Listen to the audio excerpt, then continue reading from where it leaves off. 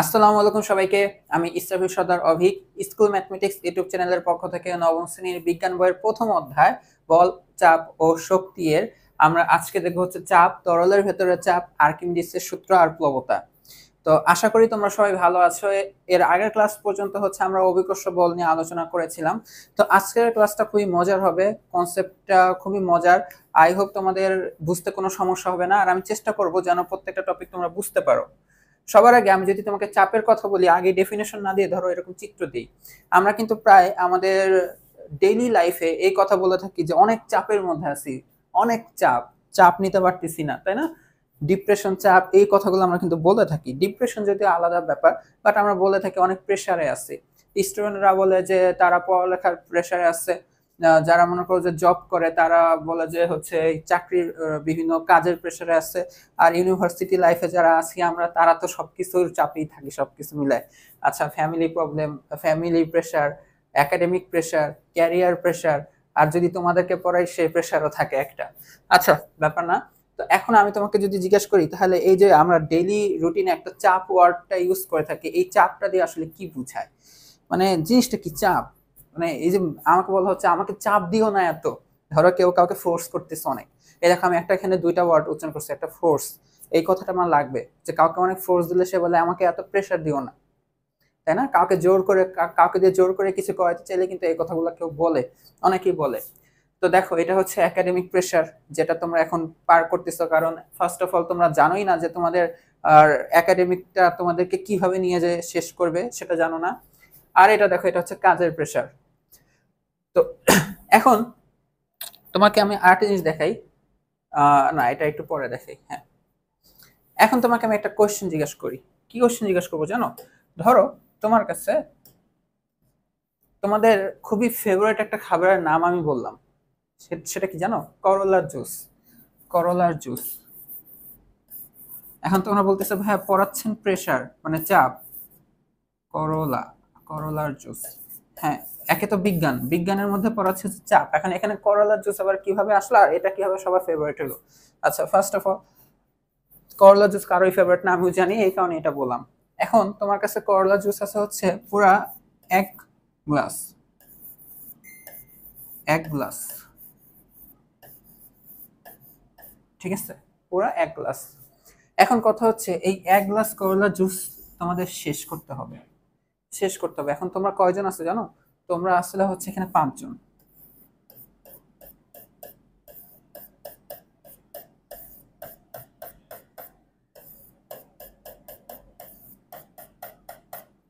তোমাদের 5 জনকে এই করলা জুসটা শেষ করতে হবে, ঠিক আছে? এখন তোমরা বলো, তোমরা এটা শেষ করতে পারবা কিনা? তোমরা তো এটা শুনছো যে 10-এর লাঠি 1-এর বোঝা, সবাই মিলেমিশে কাজ করলে কাজ হয়েই যাবে। তো এক গ্লাস জুস যেহেতু শেষ করতে হবে, ও একটু খাইলো, ও একটু খাইলো, ও একটু খাইলো, তুমি একটু খাইলো, আরেকজন একটু খাইলো, শেষ হইলো। এখন আমি তোমাকে বললাম যে না, তোমরা 5 জন নাই, তুমি একা আছো, তুমি একা, তোমার একা এই এক গ্লাস জুস তোমাকে শেষ করতে হবে। তাও আবার করলা জুস। একটু আগে এক গ্লাস জুসই ছিল, বাট মানুষ ছিল 5 জন। এখন করলা জুস তুমি শেষ করবা, বাট মানুষ তুমি একা। বলো তো শেষ করতে পারবা কিনা? ধরে নিলাম তুমি পারছো, ধরে নিলাম তুমি পারলা, বাট এইটাই হচ্ছে আমাদের চাপের বিষয়টাকে এক্সপ্লেন করতে সাহায্য করবে। প্রথম ঘটনার ক্ষেত্রে এই একই জিনিস, যেটা এক গ্লাস কয়জন মিলে খাইলো? 5 জন মিলে খাইলো। এই একই জিনিস এক গ্লাস এখন তুমি খাচ্ছ একা মিলে। এইখানে হচ্ছে তোমার উপর এই যে এই কাজটার প্রেশার ছিল, চাপ বেশি ছিল। এটা কি ছিল? চাপ ছিল। বুঝা গেছে? করলা জুস শেষ করার চাপ ছিল এটা। তো এরকম ভাবে আমাদের অনেক কাজ হয় কি, যে এই কাজটা 10 জনের, ওইটা যদি একজন মিলে করে তাহলে তার উপর কি চাপ বেশি পড়ে না? এই কথা থেকেই তো তোমরা চাপ কথাটা বলো যে আমার উপর চাপ বেশি দিচ্ছে, আমাকে প্রেশার বেশি দিচ্ছে। অর্থাৎ এমন কোনো কিছু যেটা অনেকজনের মধ্যেই ডিস্ট্রিবিউট হইতে পারতো, বাট তোমার একার মধ্যে এটা ডিস্ট্রিবিউট হয়ে গেছে, তখন বলি যে চাপ বেড়ে গেছে, তাই তো? আচ্ছা, এই কনসেপ্টটুকু যদি ক্লিয়ার হয় তাহলে এখন আমাদের চাপ বুঝতে আর কোনো সমস্যা হবে না, চাপ বুঝতে আমাদের কোনো সমস্যা হবে না। আমাদের আমি আর একটা এক্সাম্পল দিই। কিরকম এক্সাম্পলটা দিই? যে ধরো তোমরা কয়েকটা বন্ধু মিলে একটা জায়গা কিনবা, এটা হচ্ছে একটা জমি, এই জমিটার দাম হচ্ছে 5 কোটি টাকা। কত? 5 কোটি। তোমরা অনেক কোটিপতি মানুষজন, তো তোমরা 5 জন বন্ধু মিলে কিনবা। কয়জন বন্ধু মিলে কিনবা? 5 জন বন্ধু মিলে কিনবা।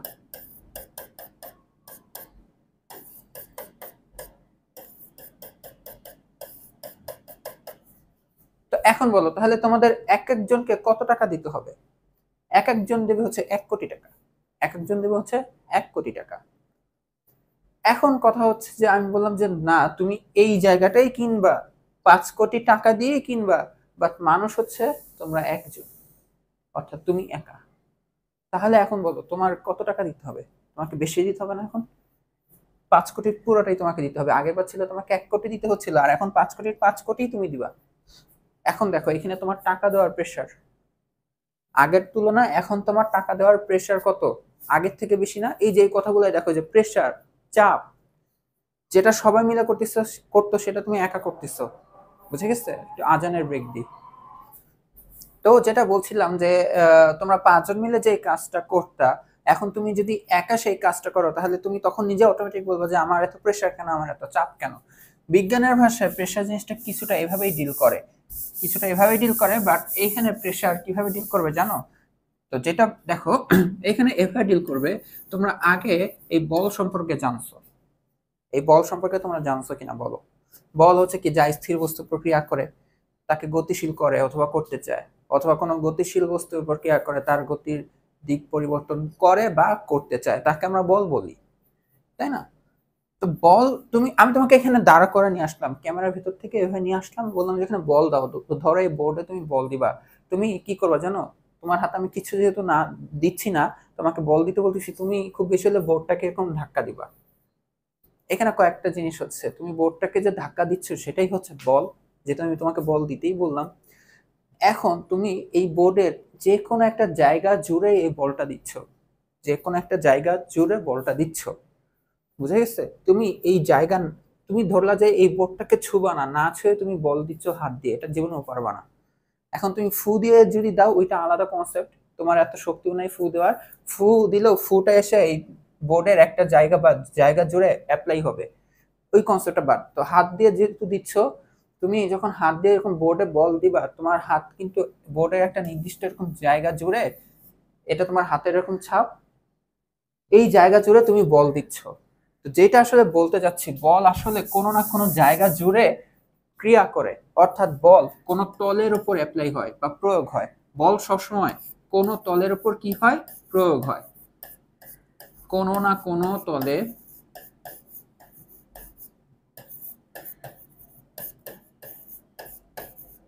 প্রয়োগ হয়। আর তল কথাটা মানে, তল হচ্ছে একটা দ্বিমাত্রিক জিনিস যার দৈর্ঘ্য আছে, প্রস্থ আছে, অর্থাৎ ক্ষেত্রফল। দেখো আমি বললাম যে দেখো আমি এই হাত দিয়ে ভাবে বোর্ডে বল দিচ্ছি, ঠিক আছে? হাতের ছাপ না ওঠে না। তো এই হচ্ছে ধরো আমার হাতটা এরকম, ঠিক আছে? আমি এইভাবে হচ্ছে বল দিচ্ছি, এই যে কতটুকু জায়গা জুড়ে দিচ্ছি বোর্ডের এই দেখো এই জায়গা জুড়ে বা এই তলটাতে দেখো যে আমার হাত যেগুলো আমি গাঢ় করতেছি, এতটুকু জায়গা জুড়ে আমি হচ্ছে বল দিচ্ছি, ঠিক আছে? তার মানে বোর্ডের এতটুকু, পুরো বোর্ডের কিন্তু জায়গায় বল অ্যাপ্লাই হইলো না, এতটুকু জায়গায় খালি বল অ্যাপ্লাই হচ্ছে। এখন ধরো আমি আঙ্গুল দিয়ে বল দিচ্ছি না, আমি এইভাবে টক্কা দেবো, তাই না? ম্যাক্সিমাম টাইমে মেয়েরাই এইভাবে টক্কা দেবে। আচ্ছা, যাই হোক, তাহলে তখন কতটুকু জায়গা জুড়ে অ্যাপ্লাই হচ্ছে বল? দেখো যে আঙ্গুল যতটুকু জায়গা কভার করলো বোর্ডের, এতটুকু জায়গা। তো এইখানে দেখো এই টোটাল যতটুকু জায়গায় ধরে অ্যাপ্লাই হচ্ছে সেটাও কি, এখানেও এতটুকু ক্ষেত্রফল। ক্ষেত্রফল মানে তো বুঝো তোমরা, তাই না? এই ক্ষেত্রফল তোমরা বের করতে পারো না, এটা কোনো ত্রিভুজ না, চতুর্ভুজ না, যার বা বুঝো এটা একটা ক্ষেত্রফল। আবার এখানে দেখো এই গোল জায়গা জুড়ে অ্যাপ্লাই হচ্ছে, তার মানে এটাও কি একটা ক্ষেত্রফল। অর্থাৎ এই কথাটা তোমরা মাথায় গেঁথে নাও, এই কথাটা তোমরা মাথায় গেঁথে নাও যে বল কোনো না কোনো তলে প্রয়োগ করা হবে। তো তুমি কোনো জায়গায়, ধরো যে আমি কলমের উপর বল দিচ্ছি এভাবে, দেখো এই কলমের এতটুকু জায়গা, এই তল জুড়ে আমি বল দিচ্ছি। এখন ধরো আমি 4 আঙ্গুল দিয়ে এভাবে বল দিচ্ছি এভাবে, তাহলে এই পুরো 4 আঙ্গুল যতটুকু জায়গা কভার করলো ততটুকু জায়গা জুড়ে বল অ্যাপ্লাই হচ্ছে, ঠিক আছে? বল কোনো না কোনো তলে প্রয়োগ হয়। এখন দেখো, এখন ধরো আমি তোমাকে তো নিয়ে আসি, তুমি এই হাত দিয়ে এইখানে বল দিচ্ছ, অর্থাৎ এই ক্ষেত্রফলটুকুর মধ্যে বল দিচ্ছ কতটুকু, আমি বললাম বলের একক কি বলো, নিউটন। আমি তোমাকে বললাম যে এইখানে বল প্রয়োগ হচ্ছে 50 নিউটন। কত নিউটন? 50 নিউটন। তুমি হাত দিয়ে দিচ্ছ, এটা আমার একটা কাল্পনিক নাম্বার, তোমাকে জাস্ট বললাম তুমি এখানে হাত দিয়ে 50 নিউটন দিচ্ছ। এখন ধরো তুমি হাত না দিয়ে এই জায়গাটুকুর মধ্যেও তুমি কি দিচ্ছ, এই ক্ষেত্রফলটুকুর মধ্যেও 50 নিউটন দিচ্ছ। কত দিচ্ছ? 50 নিউটন দিচ্ছ। এইখানেই কিন্তু চাপ শেষ। বলতে পারো এই জায়গার আর এই জায়গার মধ্যে দুই জায়গাতেই তুমি একই বল দিচ্ছ, বাট এইখানে বেশি জায়গা জুড়ে তুমি দিচ্ছ আর এখানে কম জায়গা জুড়ে দিচ্ছ। এই জায়গাটায় চাপ বেশি, এই জায়গাটাতে চাপ কম। বুঝে গেছে? এই জায়গাটাতে চাপ বেশি কম আর এই জায়গাটাতে চাপ বেশি। ওই যে আগের এক্সাম্পলটার মতন, আগে বেশি ফ্রেন্ড মিলে তোমরা জায়গা কিনতেছিলা, জমি কিনতেছিলা, আর এখন দেখো এই কম জায়গাটুকু, এই কম জায়গার মধ্যে এতটুকু বল অ্যাপ্লাই হচ্ছে, অর্থাৎ এই ক্ষেত্রফলটুকু একাই পুরো 50 নিউটন বল নিয়ে নিচ্ছে, অর্থাৎ তুমি একাই পুরো 5 কোটি জায়গা কিনে ফেলতেছো। অথবা করলার জুস দেখো, তুমি করলার জুস দিচ্ছিলা, তুমি এতটুকু এই পুরো জায়গা জুড়ে ওই একই পরিমাণ করলার জুস তুমি এখন দিচ্ছ এই ছোট একটা জায়গার মধ্যে, তো ওর বেশি চাপ। এইটাই চাপের কনসেপ্ট, এটাই হচ্ছে চাপের কনসেপ্ট। এখানে আরেকটা বিষয়, তুমি চাপ যখন সংজ্ঞায়িত করবা, চাপের সংজ্ঞাটা আমি তোমাকে এখন দেই নাই, এখানে মেন কনসেপ্টটা দেখো। আমি তোমাকে যখন বললাম এই তল, দেখো এটাই আমার হাতটা দিয়ে তো তুমি এই তলটা দিচ্ছ, তাই না? এই যে এই হাতের ছাপটা, এই তল বা এই ক্ষেত্রফলটুকু, তুমি বল কিভাবে দিচ্ছ? এইভাবে, অর্থাৎ লম্বভাবে। লম্বভাবে কোনো না তলে, এই যে বল কোনো না কোনো তলে প্রয়োগ হবে। এখানে আরেকটা জিনিস মাথায় রাখবা, কিভাবে প্রয়োগ করবা বলো তো? লম্বভাবে প্রয়োগ করবা, সেটা হইতে হবে লম্বভাবে। এই যে তুমি আঙ্গুল দিয়ে যেভাবে দিচ্ছ, এই দেখো পুরো বোর্ডটা এরকম, বা এই ছোট জায়গাটুকুর দিকে তাকাও, তুমি হচ্ছে এই দেখো লম্বভাবে দিচ্ছ, তাই না? এই যে এই দেখো, এই হচ্ছে ছোট জায়গা ক্ষেত্রফল, আর এই যে তুমি বল প্রয়োগ করতেছো এইভাবে, বা এইভাবে চিন্তা করো, এই যে ছোট ক্ষেত্রফল আর তুমি বল প্রয়োগ করতেছো এইভাবে। ঠিক আছে? দেখো এই যে ক্ষেত্রফলটুকু মনে করো আমার হাত, আর তুমি বল প্রয়োগ দিচ্ছ এইভাবে। এটা কি তোমরা এভাবে দেখতেছো? তো লম্বভাবে কোনো না কোনো তলে বল প্রয়োগ করতে হবে। তো এই তলের থেকে এই তলে যেহেতু ক্ষেত্রফল বেশি, এখানে চাপটার সংজ্ঞা তাহলে কিভাবে হয় জানো? এইখানে চাপটা আমরা, এই জায়গাটার চাপ আর এই জায়গার চাপ যেহেতু বেশি, এইখানে কিভাবে আমরা সংজ্ঞায়িত করি চাপকে জানো? চাপ হচ্ছে একক ক্ষেত্রফলে লম্বভাবে প্রযুক্ত বল। তো চাপকে আমরা কিভাবে সংজ্ঞায়িত করে থাকি? এই একক ক্ষেত্রফলে লম্বভাবে প্রযুক্ত বল। ঠিক আছে? একক ক্ষেত্রফলে লম্বভাবে প্রযুক্ত বল, সেটাই হচ্ছে চাপ। এক একক জায়গার মধ্যে কতটুকু বল প্রয়োগ হচ্ছে সেটাই হচ্ছে চাপ। যেমন এইখানে দেখো, এইখানে ধরো এই ক্ষেত্রফলটুকু বড়, এই ক্ষেত্রফলটুকু ছোট, আমি তো বলছি এইখান থেকে এখানে চাপটা বেশি। ধরো এই ক্ষেত্রফলটুকু তো বড়, তো আমি বললাম যে এই ক্ষেত্রফলটুকু ধরো এটা হচ্ছে 20 মিটার স্কয়ার ছিল। ক্ষেত্রফলের একক কি? বর্গ মিটার, বর্গ সেন্টিমিটার, বর্গ কিলোমিটার। আমরা এসে একক মিটার নিলাম, তার জন্য বর্গ মিটার। ঠিক আছে? বা মিটার স্কয়ার। আর এই ছোট জায়গাটুকুর ক্ষেত্রফল তোমরা চিন্তা করো, এটা হচ্ছে ধরো কথার কথা ওইটা 20 হলে এটা এটা কত হবে? ধরো হচ্ছে 3 মিটার স্কয়ার। ক্ষেত্রফলটুকু কত? 3 মিটার স্কয়ার। একটু অন্য কালি দিয়ে দেখাই, নাহলে তোমাদের বুঝতে সমস্যা হবে। আর এইখানে দেখো 20 মিটার স্কয়ার, তার মানে পুরো 20 মিটার স্কয়ার জায়গা জুড়ে যেখানে 50 নিউটন বল অ্যাপ্লাই হচ্ছে, তাহলে খেয়াল করো তো এখানে প্রতি একক ক্ষেত্রফলে এই বলটা তো পুরো তলে অ্যাপ্লাই হলো, তাই না? এই যে এই এতটুকু এই হলুদ জায়গাটুকু জুড়ে, তো এই পুরো হলুদ জায়গাটুকুর ক্ষেত্রফল আমি বলে দিলাম 20। তাহলে এখন আমাকে এটা বের করে দাও যে এক ক্ষেত্রফলে মানে 1 মিটার স্কয়ারে কত বল প্রয়োগ হচ্ছে। তাহলে এখান থেকে দেখো, বাচ্চাদের মতন এক নিয়ম করো যে 20 নিউটনে কত বল প্রয়োগ হয় বলো তো? 20 নিউটনে বল প্রয়োগ হয় 50 নিউটন, সরি 20 মিটার স্কয়ারে, 20 মিটার স্কয়ারে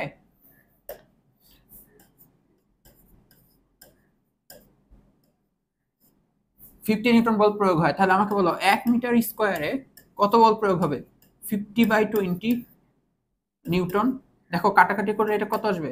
5/2 আসবে, 5/2 আসবে, তাই না? 5/2 মানে আমাদের কত হয় বলো? আড়াই না? 2.5 নিউটন। আর এটা কি, যে এই যে ক্ষেত্র 20 কি ভাগ হয়ে গেছে না নিউটন পার মিটার স্কয়ার। দেখো কিভাবে পার মিটার স্কয়ার আসলো, এই যে মিটার স্কয়ারটা নিচে চলে গেছে, নিউটন বাই মিটার স্কয়ার, আর এটা উপরে উঠে গেলে m⁻² হয়ে যাবে, তো নিউটন মিটার পার স্কয়ার। অর্থাৎ এই যে পার স্কয়ার দিয়ে বোঝাচ্ছে কি এক ক্ষেত্রফল জায়গায় 2.5 নিউটন বল প্রয়োগ হয়েছে। অর্থাৎ এই কনসেপ্টটা কি, এইটার প্রতি এক ক্ষেত্রফলে কত বল প্রয়োগ হচ্ছে, 2.5 নিউটন। এখন এটা বের করি, দেখো যে 3 মিটার স্কোয়ার জায়গায় কত বল প্রয়োগ হচ্ছে, 50 নিউটন। তাহলে এখন আমাকে বলো 1 মিটার স্কোয়ারের জায়গায় কত বল প্রয়োগ হচ্ছে, 50/3 নিউটন। তাহলে আমরা এটাকে ইকুয়াল টু লিখতে পারি, এটা মোটামুটি কত যাবে বলো, এই যে নিউটন পার মিটার স্কোয়ার, ওই যে এই মিটার স্কোয়ারটা নিচে ভাগ হয়ে যাবে না, তাই না, 1 মিটার স্কোয়ার ভাগ হচ্ছে এত, তো নিউটন পার মিটার স্কোয়ার। এই এককটার দিকে আপাতত না তাকালেও চলবে, সমস্যা নাই, কারণ একটু পরেই বলবো। তো দেখো এই ঘটনার ক্ষেত্রে এক ক্ষেত্রফল জায়গার মধ্যে 16.67 নিউটন বল প্রয়োগ হচ্ছে, আর এই ঘটনার এক ক্ষেত্রফল জায়গার মধ্যে 2.5 নিউটন বল প্রয়োগ হচ্ছে। ও একা কত কত প্রেশার নিচ্ছে দেখছো, আর ও একা কতটুকু প্রেশার নিচ্ছে, এই জায়গায় এই কারণে প্রেশারটা বেশি ছিল। এটা কিভাবে বের করলা, ও একা কতটুকু ক্ষেত্রফল, ও একক ক্ষেত্রফলে কতটুকু বল অ্যাপ্লাই হচ্ছে, আর ও একক ক্ষেত্রফলে কতটুকু বল অ্যাপ্লাই হচ্ছে। মজার বিষয় হচ্ছে আসলে প্রেশার ডিফারেন্ট কিছু না, প্রেশার হচ্ছে বলই, বাট একক ক্ষেত্রফলে লম্বভাবে প্রযুক্ত বল, একক ক্ষেত্রফলে লম্বভাবে প্রযুক্ত বল। এই কারণে আমরা মাঝে মাঝে কিন্তু বলে থাকি আমাকে এত ফোর্স দিও না বা আমাকে এত প্রেশার দিও না, দুইটা একই কথা হয়ে যায় মাঝে মাঝে। জাস্ট একক ক্ষেত্রফলে লম্বভাবে প্রযুক্ত বলটাই হচ্ছে কি চাপ, বুঝে গেছে? তো কেন এটা একটু ক্লিয়ার করে দিই, তুমি জানো যে এই টোটাল ক্ষেত্রফলটুকু কত, 3। এখন তুমি জানো ওর এক ক্ষেত্রফলে বল প্রয়োগ হচ্ছে 16.67, তাহলে টোটাল এতটুকু জায়গায় কত বল প্রয়োগ হচ্ছে, যে উল্টা ভাবে ঐকিক নিয়ম করবা যে এক ক্ষেত্রফলে বল প্রয়োগ হচ্ছে 16.67, তাহলে টোটাল 3 ক্ষেত্রফলে বল প্রয়োগ হচ্ছে, দেখবা 50 পেয়ে যাবা, বুঝা গেছে? অর্থাৎ তুমি যদি একটা বস্তুর পুরো টোটাল এরিয়াটুকু জানো, টোটাল এরিয়াটুকু জানো, অর্থাৎ এই যেরকম ধরো এটা একটা বস্তু, তুমি টোটাল এরিয়া মানে ক্ষেত্রফলটুকু জানো, আর তুমি অলরেডি আর প্রেসার জানো, প্রেসার মানে কি এক ক্ষেত্রফল জায়গায় কত বল প্রয়োগ হচ্ছে। আমি তোমাকে বললাম যে এখানে প্রেসার হচ্ছে 25 নিউটন পার মিটার স্কোয়ার, অর্থাৎ তুমি জানো এক মিটার স্কোয়ারে কত বল প্রয়োগ হচ্ছে, 25 নিউটন। আর এই টোটাল ক্ষেত্রফলটুকু আমি বললাম হচ্ছে ধরো 100 মিটার স্কোয়ার। তাহলে দেখো তুমি 100 মিটার স্কোয়ারে কি হচ্ছে বলো তো, 1 মিটারে যদি 25 হয় তাহলে 100 মিটার স্কোয়ারে কত হবে, 25 ইন্টু 100, তাহলে হবে 2500 নিউটন। বুঝা যাচ্ছে এই লেখাটা কি দেখা যায়?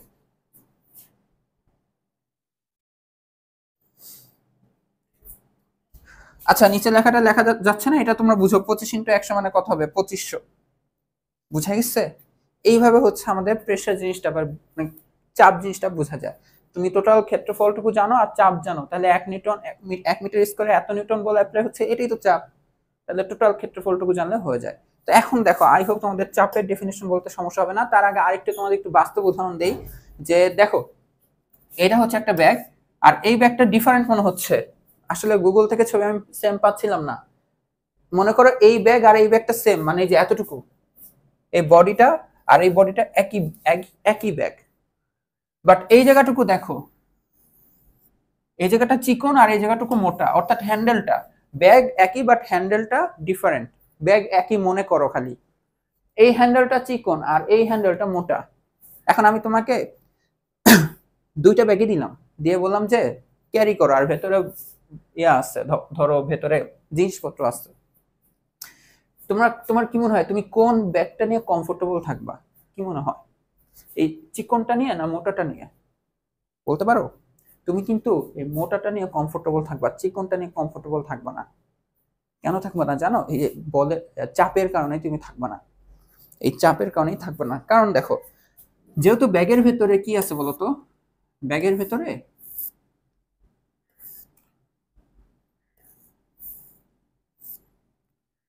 ভেতরে হচ্ছে আমরা বললাম যে জিনিস আছে এরকম, তাই তো? ধরলাম ব্যাগের ভেতরে কিছু বস্তু আছে, ভর, এই ভরের কারণে দেখো তো এখানে ওজন কাজ করতেছে না, ওজন ওজন সবসময় মাটির নিচের কাজ করে, ঠিক আছে, পৃথিবীর কেন্দ্র বরাবর কাজ করবে, যাই হোক নিচের দিকে কাজ করবে। তো তুমি যখন হাত দিয়ে ধরে রাখবা, তোমার যখন হাত দিয়ে এভাবে ধরে রাখবা, তাই না, তখন দেখো এই যে তোমার হাত ধরো, এই যে তোমার হাত দিয়ে তুমি এই যে এই জায়গাটাতে ধরবা, এই যে এটাকে ধরো, যে রশি, এই যে রশিটা এরকম বাঁকা হয়ে আসে না, তো এই ধরো রশি, যখন তুমি এভাবে ধরবা তোমার এই হাতের ওপর দেখো রশির বল কোন দিকে কাজ করতেছে, নিচের দিকে, তাই না? আর তুমি তো হাত দিয়ে এভাবে ধরে রাখছো, যে এভাবে ধরে রাখছো, এই দেখো, এই হচ্ছে রশির বাঁকা প্রান্ত, আর এই হচ্ছে তুমি আঙ্গুল দিয়ে এভাবে ধরে রাখছো। আর এইদিকে হচ্ছে দেখো বল কাজ করতেছে কোনটা, এই যে এই বলটাই তো নিচের দিকে কাজ করতেছে, তাই তো? ডাব্লিউ লেখো, ওজন। তো এখন দেখো এই ওজনটা দিচ্ছে কে? রশি। রশি তোমার হাতের তলের ওপর প্রয়োগ করতেছে বলটা, তাই না?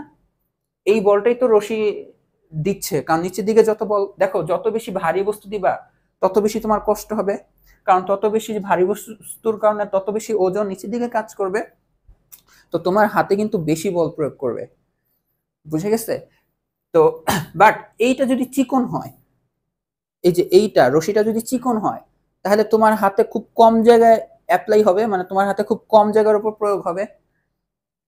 আর এখন দেখো, যদি তোমার একই বস্তু, অর্থাৎ এখানে যে এমজিটা মানে ওজন যেটা, ওই একই ওজন যদি এখানে দিই, বাট এবার রশিটা মোটা, রশিটা মোটাতে তোমার এবার কি হবে, ওই একই ওজন মানে একই বল, এই একই বল কি হবে বলতো, রশি যেহেতু মোটা তোমার হাতে বেশি জায়গা জুড়ে অ্যাপ্লাই হবে। বুঝতেছো যেভাবে অ্যাপ্লাইটা হবে, ওজনটা এদিকে কাজ করবে বাট রশিটা তোমার হাতের বেশি জায়গা জুড়ে থাকবে। তো এইখানে যতটুকু বল বেশি জায়গা জুড়ে থাকতেছে, ওইখানে এতটুকু বল কম জায়গা জুড়ে তোমার হাতে প্রয়োগ হবে। এই কারণে এই ঘটনা থেকে এই ঘটনাতে প্রেসার বেশি পড়বে তোমার হাতে, অর্থাৎ চাপ বেশি। এই কারণে কিন্তু আমরা চিকন জিনিস হিসেবে, অনেক ভারী জিনিস চিকন ধরতে পারি না, হাত কেটে যাবে। বুঝতে পারছো? এরকম মোটাটা হইলে আমাদের জন্য সুবিধা হয়। এই কনসেপ্টের উপর বেস করে কিন্তু যে দেখো পেরেকের কিন্তু যে যেটা দেয়ালের ভেতর ঢুকে যায় ওইটা কিন্তু ছোট করা হয়। বুঝে গেছে? হ্যাঁ, পেরেক কি করা হয় না, বাড়িতে ঢুকানো হয় না, এই মাথাটা কি করা হয়, একদম ছোট করা হয়, কারণ এইটা যেন খুব খুব কম জায়গা জুড়ে ওই তলের উপর প্রয়োগ করতে পারে। মানে তলের ক্ষেত্রফলটুকু যত কম হবে, মানে যত বেশি চুক্কা হবে তত বেশি বল দিলে, মানে বল দিলে তত বেশি ও ঢুকে যাবে, কারণ প্রেসার বেশি পড়বে। ধরো এখানে একটা মোটা পেরেক নিচ্ছে আর একটা চিকন পেরেক নিচ্ছি, অর্থাৎ যার মাথাটা চিকন, একই বল আমি এখানে দিলাম, একই বল আমি এখানেও দিলাম, চিকনটা বেশি ঢুকে যাবে। বুঝতে পারছো? কারণ চিকনটা বেশি প্রেসার দিতে পারবে। কারণ চিকনটা কেন বেশি প্রেসার দিতে পারবে, একই বল কম জায়গা জুড়ে অ্যাপ্লাই হবে আর মোটাটা একই বল বেশি জায়গা জুড়ে অ্যাপ্লাই করবে। বুঝে গেছে? এই সবই কিন্তু হচ্ছে চাপের খেলা। আচ্ছা, তো আই হোপ তোমরা এটা বুঝতে পারছো যে এই চিকন রশিয়ালা ব্যাগ আর মোটা রশিয়ালা ব্যাগের মধ্যে কোনটাতে বেশি কমফোর্ট, আর কোনটাতে কেন বেশি কমফোর্ট সেটাও তোমরা বুঝতে পারছো। কারণ এখানে কম জায়গা জুড়ে ব্যাগটা তোমার হাতের উপর বেশি বল প্রয়োগ করবে, আর এখানে ওই একই পরিমাণ বল একটু বেশি জায়গা জুড়ে তোমার হাতে প্রয়োগ করবে। তো এখানে বেশি জায়গা জুড়ে প্রয়োগ করার কারণে এখানে চাপটা কম আর এখানে চাপটা বেশি। এখন তোমাকে যদি আমি আরেকটা প্রশ্ন করি, ধরো এই যে এটা একটা মোটা লাঠি আর এটা একটা চিকন লাঠি, এখন এই লাঠিটা আসছে, আমি ধরো একটা জায়গায় বাড়ি দিচ্ছি, ধরো কোনো একটা মানুষকে বাড়ি দিচ্ছি, তোমরা আবার ভাইবো না যে আমি অনেক বেশি কি বলা যায়, দাঙ্গাবাজ বা দাঙ্গা করি, এরকম কিছু না। তো বাড়ি দিচ্ছি, একই পরিমাণ বল, ধরো মোটাটা দিয়েও যতটুকু বাড়ি দিলাম, চিকনটা দিয়েও অতটুকু বাড়ি দিলাম, একই পরিমাণ শক্তি দিলাম, মানে বল দিলাম। তোমাদের কি মনে হয় বলো তো, কোনটাতে বেশি ব্যথা পাবে? চিকন লাঠিতে কিন্তু বেশি বেশি বেশি ব্যথা পাবে, কারণ চিকন লাঠিটা ওই একই পরিমাণ বল কম জায়গার মধ্যে দেবে, আর মোটা লাঠিটা ওই একই পরিমাণ বল বেশি জায়গা জুড়ে দেবে। বুঝে গেছে? এই কারণে চিকন লাঠিতে ব্যথাটা বেশি। তো ওভারঅল এতক্ষণ যে কথাটা বললাম, এই কথা দেখো, এটাই হচ্ছে আমাদের চাপের সংজ্ঞাটা। যে চাপ কি? একক ক্ষেত্রফলে লম্বভাবে প্রযুক্ত বলকে আমরা বলি চাপ। বুঝে গেছে? একক ক্ষেত্রফলে লম্বভাবে প্রযুক্ত বলকে আমরা কি বলি? চাপ। তো ধরো এটা একটা এরকম ক্ষেত্রফল, এই ক্ষেত্রফলে এটার ক্ষেত্রফলটা কত বলো? বললাম হচ্ছে ক্ষেত্রফল এ, এটার ক্ষেত্রফল হচ্ছে এ। এই তলের উপর এইভাবে দেখো বল প্রয়োগ হবে।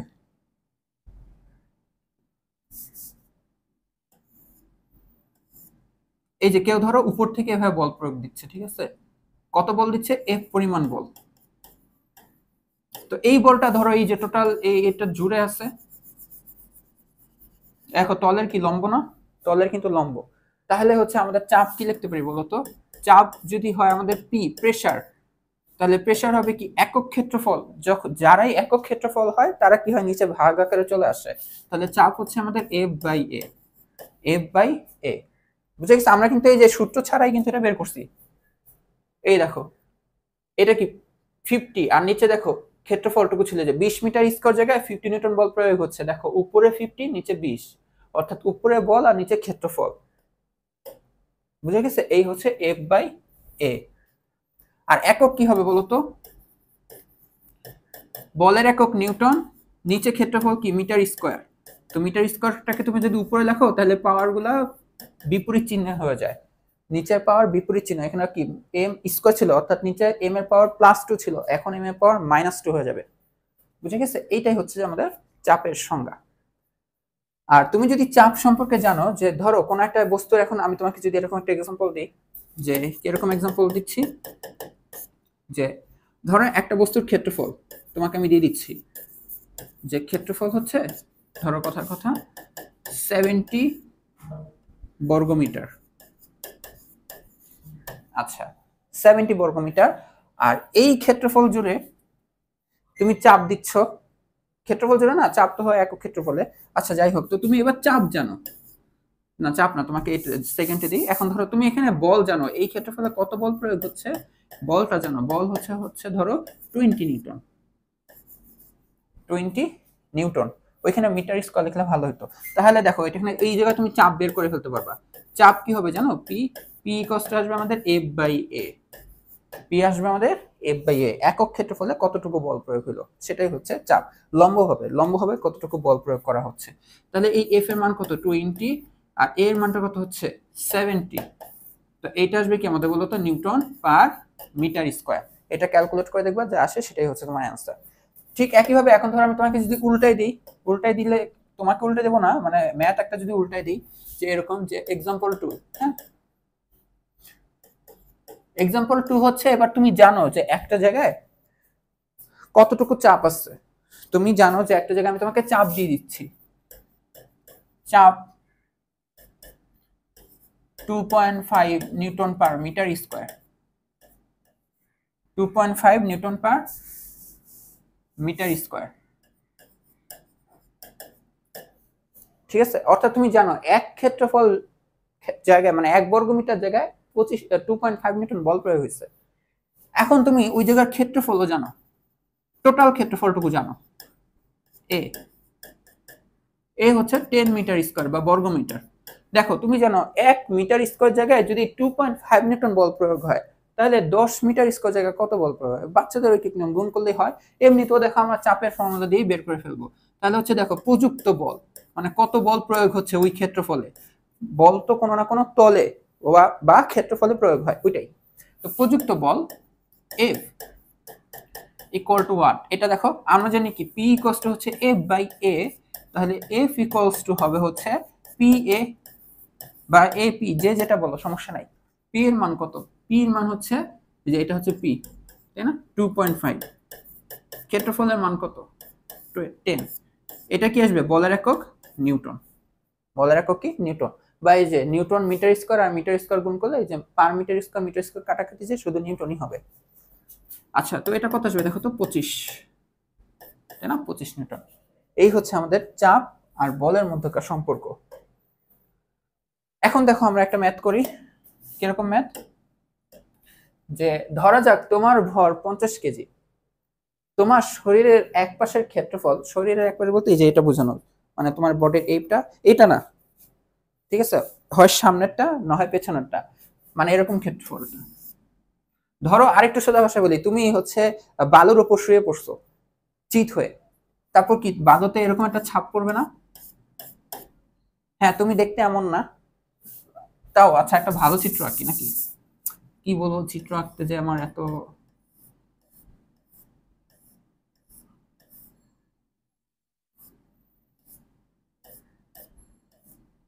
এটা ড্রেস, ঠিক আছে।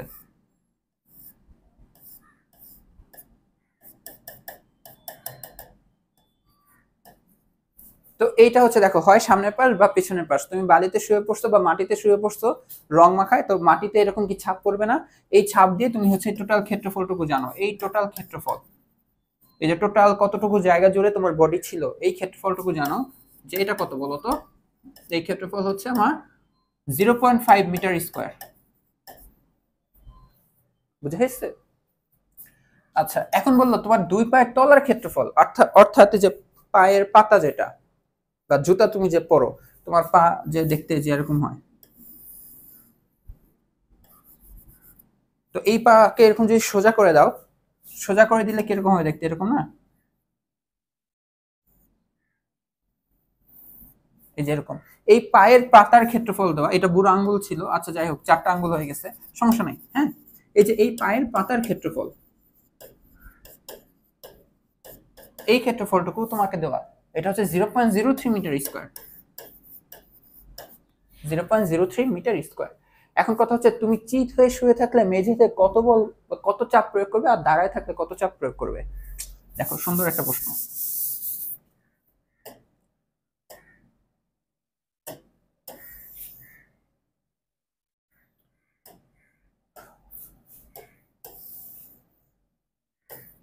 দেখো চিত হয়ে থাকলে, ঠিক আছে,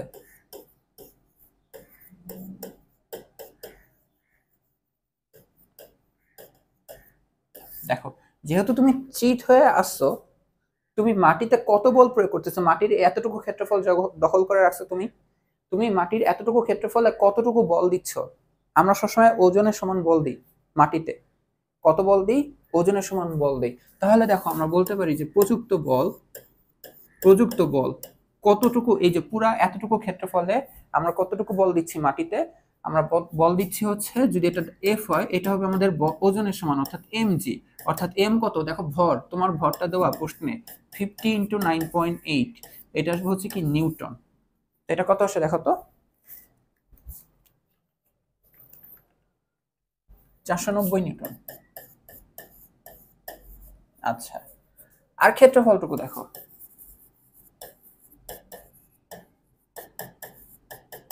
ক্ষেত্রফলটুকু কত আসবে দেখো তো। তুমি চিত হয়ে যখন থাকবা তখন মাটিতে এই বলটুকু 400 নিউটন বল তুমি মাটির এতটুকু জায়গা জুড়ে দিচ্ছ, অর্থাৎ 0.5 মিটার স্কোয়ার। এখন বলো তাহলে মাটিতে কত চাপ দিচ্ছ তুমি? চাপ তো তুমি দিচ্ছ, বল যে দেয় চাপ সেই দেয়, আবার বল যে সহ্য করে চাপও সেই সহ্য করে, ঠিক আছে? তাহলে চাপ বল দিচ্ছ তুমি মাটিতে, তাহলে এই যে তোমার চাপ, তুমি কত চাপ দিচ্ছ? যে চাপ যদি হয় পি, পি ইকুয়ালস টু হবে ওয়াট, তাই পি ইকুয়ালস টু আমরা জানি একক ক্ষেত্রফলের লম্ব হবে প্রযুক্ত বল, অর্থাৎ এফ বাই এ। এফ এর মান কত? 490। এর মান কত? 0.5। এটা কি আসবে বলতো? Newton per metre square. আর একটা কথা বলতে ভুলে গেছি, আমি সত্যি কথা ভুলে গেছি, এখন মনে পড়লো, যে এই যে চাপের যে আমি একক বের করলাম না, চাপের একক কিন্তু এই বলের একক যেমন নিউটন, এই চাপের কিন্তু আরেকটা একক আছে, এটা হচ্ছে প্যাসকেল। এটা কি? প্যাসকেল। বিজ্ঞানী প্যাসকেলের নামে আর কি এটা রাখা হয়েছে, ঠিক আছে? এটা বলতে ভুলে গেছিলাম। তুমি চাইলে বলের একক, চাপের একক নিউটন পার মিটার স্কোয়ারও ইউজ করতে পারো, অথবা প্যাসকেলও ইউজ করতে পারো। অর্থাৎ 1 নিউটন পার মিটার স্কোয়ার মানে হচ্ছে 1 প্যাসকেল। এই কথাটা মনে রেখো, ঠিক আছে? আমি বলতে ভুলে গেছিলাম। এখানে দেখো, এই যে এটা। আচ্ছা, তো তাহলে তোমার এটা কত আসে দেখো, 490 কে আমরা কি 0.5 দিয়ে ভাগ দিয়ে দেবো, তো 980, 980 নিউটন পার মিটার স্কোয়ার, বা কেউ চাইলে এটাও লিখতে পারো 980 প্যাসকেল, দুইটা একই কথা, ঠিক আছে? আচ্ছা, তাহলে এখন বলো, যখন তুমি চিত না হয়ে দাঁড়ায় থাকবা, দেখো দাঁড়ায় যখন থাকি আমরা মাটির কতটুকু জায়গা দখল করি? আমার 2 পা মিলে।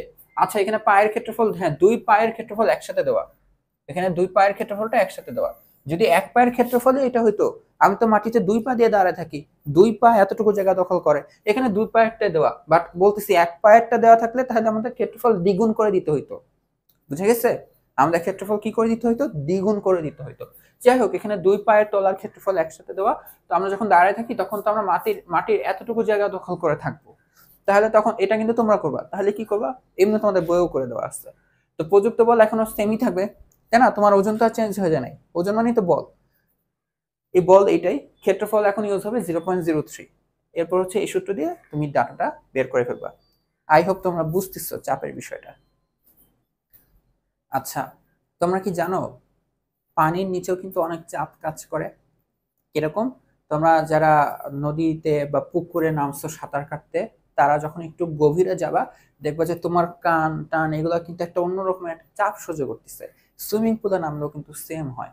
তো যাই হোক, আমি বেশি একটা পানি পছন্দ করি না, তো বেশি একটা নামি নেই, বাট যখনই সুইমিং পুলে আমাদের ঢাকা ইউনিভার্সিটি যে সুইমিং পুল আছে ওইখানে যখনই নামতাম তখন এই জিনিসটা খুব ভালোভাবে অবজার্ভ করছিলাম যে একটু ভেতরে গেলেই দেখি যে একটা অন্য লেভেলে চাপ কাজ করে সবকিছুর মধ্যে। মানে মনে হচ্ছে কেউ তোমাকে চাপ দিচ্ছে, মানে চাপ দিচ্ছে তো বুঝতেছি, মানে কেউ তোমাকে চারপাশ থেকে টিপ দিচ্ছে এরকম একটা মনে হয়, বুঝছো? তো এটা আরেকটু বলি, যখন সমুদ্রের গভীরে যাওয়া হয়, যত গভীরে যাওয়া হয় তত চাপ বাড়তে থাকে, পানির প্রেশার ওইটা, বুঝছো? পানির চাপ তত বেশি বাড়তে থাকে। যেমন তোমার এই যে কয়েকদিন আগে, এই ভিডিওটা বানানোর কয়েক মাস আগে বলা যায়, যেমন টাইটানিক দেখতে যাওয়া হচ্ছিল সাবমেরিনে বিদেশে, এক্স্যাক্টলি সবকিছু মনে নাই, এখানে পাকিস্তানেরও মনে হয় এক বাবা ছেলে ছিল। তো যাই হোক, অনেক টাকা খরচ করে টাইটানিক দেখতে যাওয়া হচ্ছিল সাবমেরিনে করে। ওইখানে কিন্তু সাবমেরিন পানির প্রেশার কিন্তু নিতে পারে না। হ্যাঁ, আরো ইন্টারনাল ঘটনা ছিল হয়তোবা, বাট ওইখানেও কিন্তু এই চাপের ব্যাপারটা চলে আসছে। তো সমুদ্রের যত গভীরে যাওয়া হয় তত বেশি পানি তোমাকে চাপ দিবে, এত বেশি চাপ দেয় মানে কল্পনাও করা যাবে না। যেমন একদম চূর্ণ বিচূর্ণ হয়ে যেতে পারে সবকিছু, সাবমেরিন পর্যন্ত ভেঙে টেঙে যায় শক্তিশালী যদি না হয়। আচ্ছা, তো এখন দেখো, যতই তুমি তরলের গভীরে যাবা এটা সমুদ্র, তোমার তত বেশি কি কাজ করবে বলতো? চাপ কাজ করবে। এখন এই চাপটা আমরা বের করব, যে পানির নিচে গেলে এত চাপ কেন কাজ করে, এটা আমরা একটু বের করব। হ্যাঁ, আচ্ছা, তো এখন দেখো খুব ইম্পর্টেন্ট একটা কনসেপ্ট দেখবো, যে এই আমরা তরলের নির্দিষ্ট গভীরে, এখানে তরল বলতে যে পানি হবে এমন কোনো কথা নাই, অন্য যে কোনো লিকুইডও হইতে পারে, অন্য যে কোনো তরল পদার্থও হইতে পারে, বাট এখন আমরা আপাতত পানি দিয়ে কনসিডার করি, সমস্যা নাই। তো পানির নির্দিষ্ট গভীরতায় কতটুকু বল, কতটুকু চাপ সহ্য করা যাইতে পারে সেটা আমরা বের করব। তো চিন্তা করে নাও যে, দেখো যেহেতু চাপ বের করবো তার মানে এখানে বল প্রয়োগ হবে অবশ্যই। তো বল কোনো না কোনো তলে বা ক্ষেত্রফলের মধ্যে প্রয়োগ হয়। তো আমরা চিন্তা করে নিচ্ছি, ধরো এই টোটাল জায়গাটুকুটাই হচ্ছে, আমি যদি বলি, একটু যদি আমি আবার চিত্র এঁকে দেখি, হ্যাঁ, তো এই হচ্ছে আমাদের এরকম একটা সিলিন্ডারের মধ্যে পানি, বা টোটাল সমুদ্রের একটা অংশ চিন্তা করতে পারো, তাও সমস্যা নেই, টোটাল সব জায়গা হচ্ছে পানি। হ্যাঁ, এখন এই জায়গা হচ্ছে একটা, ধরো হচ্ছে তোমাকে আমি যদি বলি যে ম্যান হলের ঢাকনা দেখছো না, ম্যান হলের ঢাকনা যে ধরো এরকম ফালাই দেওয়া হয়েছে, বিষয়টা এমন। তো এই ম্যান হলের ঢাকনা হচ্ছে এরকম গোল দেখতে, ঠিক আছে? তুমি হচ্ছে এই ক্ষেত্রফলটুকু জানো, ওই ঢাকনার কি জানো? তল জানো। তল জানো মানে কি, অলরেডি তার ক্ষেত্রফল জানো, এই ক্ষেত্রফল হচ্ছে এ, ঠিক আছে? এই ক্ষেত্রফলটুকু হচ্ছে এ, এখানে ওইটাই বোঝানো হয়েছে। এই যে এই হচ্ছে একটা তল আছে, এই যে যার ক্ষেত্রফল হচ্ছে এ। আচ্ছা, ভালো কথা। এখন দেখো এই ম্যানহোলের ঢাকনা যেটা, এটা, এটার দেখো এখানে তো চারপাশে টোটাল পানি,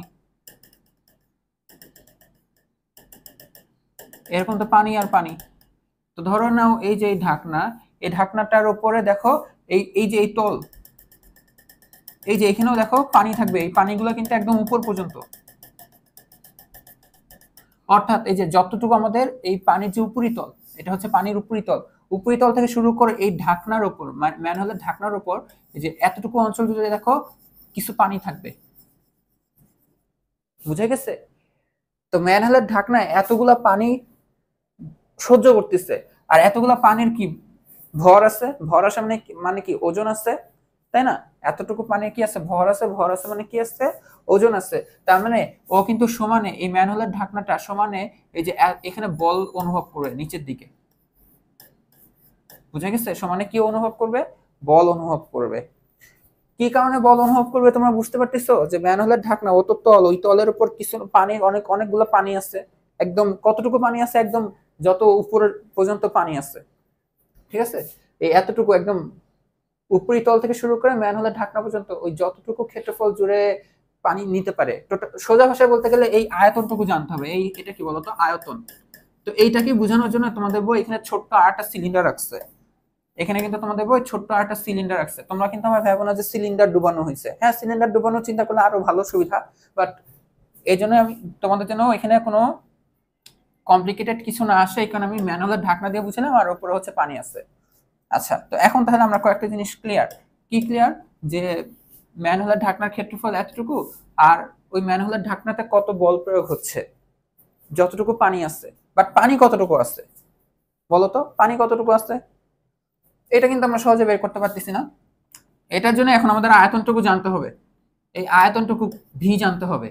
এই ভি আয়তন আমরা কিভাবে বের করি? ধরো কোন একটা জায়গার আয়তন কি বের করি? দৈর্ঘ্য ইনটু প্রস্থ ইনটু উচ্চতা। এটা অলরেডি তুমি কি জানো? ক্ষেত্রফল জানো। অর্থাৎ তুমি দৈর্ঘ্য প্রস্থ মানে নিচের তলটুকু জানো, উপরে আরেকটা মাত্রা বা উপরের উচ্চতাটুকু গুণ করে দিতে পারলে তুমি ওভারঅল আয়তনটুকু পেয়ে যাবা। বুঝতে পারছো? হইতে পারে ম্যানহোলের ঢাকনাটা কি বলতো চতুর্ভুজ আকৃতির, সমস্যা নাই তো, ম্যানহোলের ঢাকনা যদিও গোল হবে, চতুর্ভুজ আকৃতি। তো অলরেডি তুমি এই চতুর্ভুজের ক্ষেত্রফল জানো, এখন খালি তুমি এর উচ্চতাটুকু গুণ করে দিলেই তুমি ওইটার আয়তন পেয়ে যাবা। ঠিক আছে? তো তাহলে আমরা এই আয়তন কিন্তু আমরা বের করতে পারি যে ধরে নাও এতটুকু পর্যন্ত উচ্চতা হচ্ছে h, তাহলে এই আয়তনটুকু কি আসবে বলতো? a into H. ভি হচ্ছে কি আসবে? a into H. তাহলে এখন দেখো আমরা ওই কতটুকু এই ম্যানহোলের ঢাকনাতে কতটুকু ভরের পানি আছে ওইটা বের করে ফেলতে পারি। দেখো যে আমি আমার মতন লিখতেছি, তোমাদের বই হচ্ছে যখন পৃষ্ঠের ক্ষেত্রফল লিখছে, আচ্ছা লিখলাম যে ওই ক্ষেত্রফলে বা তলে, ওই তলটাতে বা পৃষ্ঠে, তিনটা কথাই একই হবে, পৃষ্ঠে, ক্ষেত্রফলে, তলে, এই যে এই এ তলে, তিনটা কথাই একই হবে। ঠিক আছে? এই ক্ষেত্রফলে পানির ভর দেখো এম, এই এম আমরা বের করতে চাচ্ছি। তো তোমরা ঘনত্ব সম্পর্কে জানো কিনা? ঘনত্ব কি বলতো? একক আয়তনে বস্তুর ভরকে আমরা বলি ঘনত্ব। তো পানির ঘনত্ব সম্পর্কে, তো ঘনত্ব যদি হয় রো, এই হচ্ছে আমাদের রো হচ্ছে এম বাই ভি। তো এইখান থেকে আমরা দেখো পানির ভর পাই হচ্ছে পানির ঘনত্ব আর ভি বা আয়তনের গুণফল। দেখা যায়? হ্যাঁ।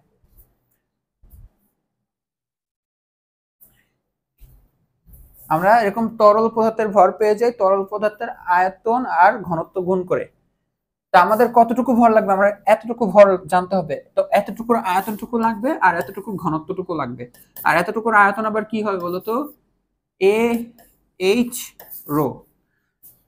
বুঝে গেছে? তার মানে দেখো যে আমাদের ওই ক্ষেত্রফলে প্রযুক্ত পানির বল, প্রযুক্ত তরল না, এখানে পানি না, সরি তরল বলবা, কারণ এখানে যে পানিই থাকবে তরল হিসেবে এমন কোনো কথা নাই। প্রযুক্ত তরলের কি লিখবো বলতো? বল এফ, যেটা সেটা কি হবে? তুমি যেহেতু ভর জানো, অভিকর্ষ স্তর নিচে কাজ করতেছে, সেটা হবে কি এম জি। এই এম এর মানটা কি আসছে বলতো? এ এইচ রো আর জি, এ এইচ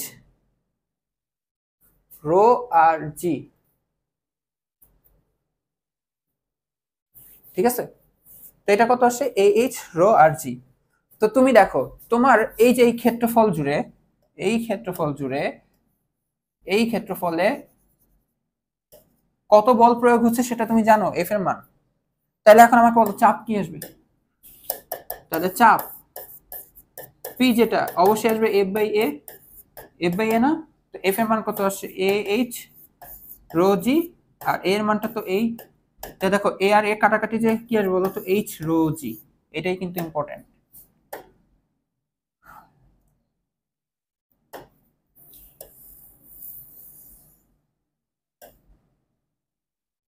এই যে এটা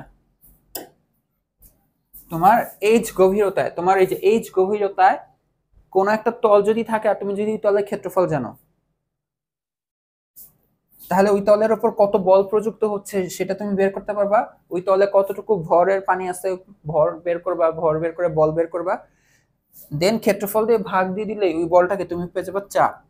তাহলে সেটা কি? জাস্ট হচ্ছে এইচ রো জি। দেখো রো হচ্ছে পানির ঘনত্ব, যেই পানি না মানে তরলের ঘনত্ব, যেই তরল পদার্থ, হতে পারে পানি, হইতে পারে কেরোসিন, হইতে পারে সয়াবিন তেল, হইতে পারে আরো অনেক কিছু। ঠিক আছে? ওই তরলের ঘনত্ব জানতে হবে, যেই তরলে ডুবানো হচ্ছে সেই তরলের ঘনত্ব। অভিকর্ষ স্তরন্ত তুমিও জানো, আমিও জানি, আর খালি জানতে হবে কত গভীরতায় আছে। তার মানে দেখো এইচ এর মান মানে গভীরতা বলতে কি? গভীরতা হচ্ছে উপর থেকে, তাই না? এখানে যেহেতু এইচ এর মান ধরো কথা হচ্ছে 5 মিটার, এখন ধরো আমি আরো নিচে গেলাম, তাহলে এখন দেখো 5 মিটারের চেয়ে বেশি আসবে না? তার মানে তুমি যত নিচে যাবা এই এইচ এর মানটা মানে গভীরতা তত বাড়বে, তাই না? এইচ দিয়ে কি বুঝবে? গভীরতা, কত গভীরে আছে। এই গভীরতা মান বাড়লে পির মান অবশ্যই বাড়বে। এর জন্য কিন্তু আমরা কি তরলের যত নিচে যাই আমাদের কিন্তু তত বেশি চাপ অনুভব করি।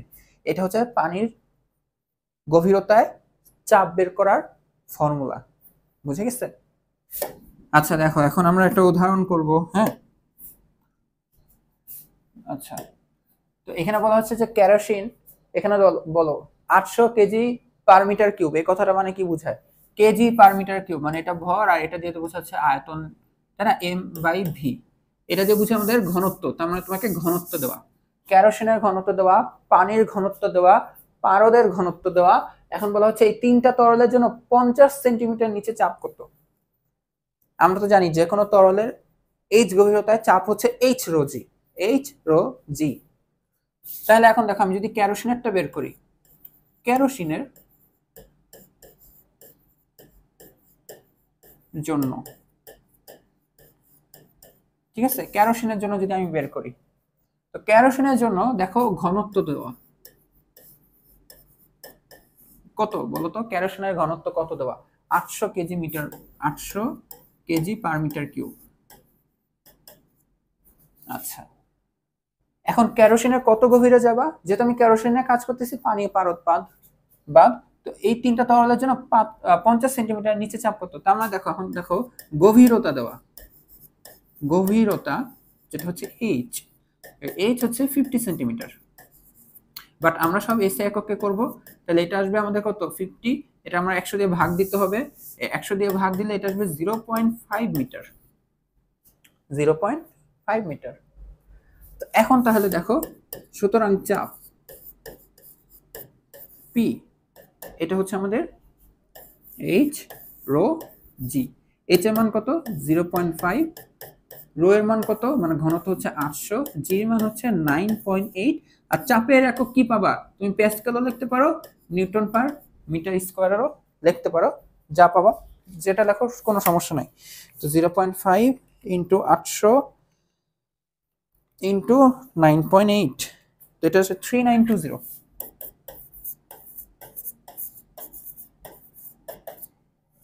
বুঝে গেছে? তো ঠিক একইভাবে কি করবা পারদের জন্য, যখন পারদের ঘনত্ব ইউজ করবা, গভীরতা সেম, সূত্র কি সেম, জাস্ট রো এর মান পারদের রো বসাবা। ঠিক একইভাবে পানিটা যখন বের করবা, পানিটা বের করবা। আর তোমাদের আগে থেকে বলে রাখি, তোমাদের একটুকু দেখো, আই হোপ তোমরা জানো পানির ঘনত্ব কিন্তু ফিক্সড, তাই না? 1000 কেজি পার মিটার কিউব, এটা কিন্তু ভুলবা না। এখন আমরা আজকের ক্লাসের হচ্ছে লাস্ট টপিকের দিকে চলে আসছি, যেটা হচ্ছে আর্কিমিডিসের সূত্র আর প্লবতা। এই কনসেপ্টটা কিন্তু বুঝতে হবে, খুবই ইম্পর্টেন্ট। কোনো টিচার তোমাকে যদি এই পানির চাপটা ফ্যান এগুলো জিজ্ঞেস করে, সে অবশ্যই তোমাকে ভাইভাতে জিজ্ঞাসা করবে, বলো তো প্লবতার সংজ্ঞা কি। বুঝতে পারছো?